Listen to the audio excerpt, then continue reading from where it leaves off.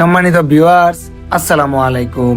আজকে আপনাদেরকে দেখাবো মশুয়া 2 নং সরকারি প্রাথমিক বিদ্যালয়। দেখি কার কার মনে পড়ে সেই বাল্যকালের স্কুলের স্মৃতি। জীবনের অনেক বছর পেরিয়ে গেছে, কিন্তু প্রাইমারি স্কুলের সেই ছোট্ট দিনগুলো আজও যেন চোখের সামনে ভাসে। সকালে ঘুম থেকে উঠে স্কুলে যাওয়া, কাঁধে ব্যাগ, হাতে বই খাতা, আর স্কুলের গেটের সামনে দাঁড়িয়ে প্রিয় বন্ধুদের জন্য অপেক্ষা করা, কত সুন্দর ছিল সেই দিনগুলো।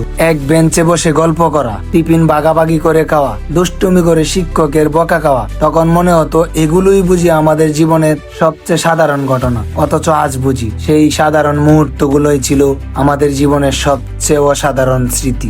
আর আমাদের সেই প্রিয় শিক্ষকরা, যারা শুধু বইয়ের পড়াই শিখাননি, শিখিয়েছেন মানুষ হতে। ভুল করলে বকেছেন, আবার ভালো করলে মাথায় হাত রেখে উৎসাহ দিয়েছেন।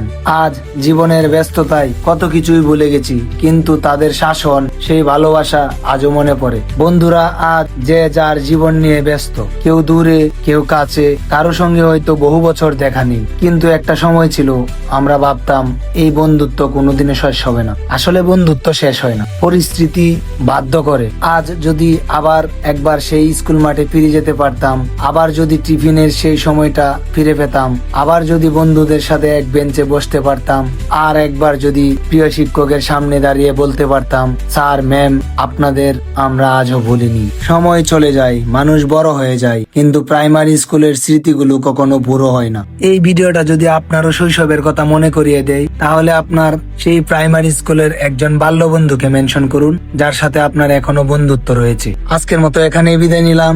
আবারও দেখা হবে পরবর্তী কোনো ভিডিও নিয়ে। সেই পর্যন্ত ভালো থাকুন, সুস্থ থাকুন। আল্লাহ হাফেজ।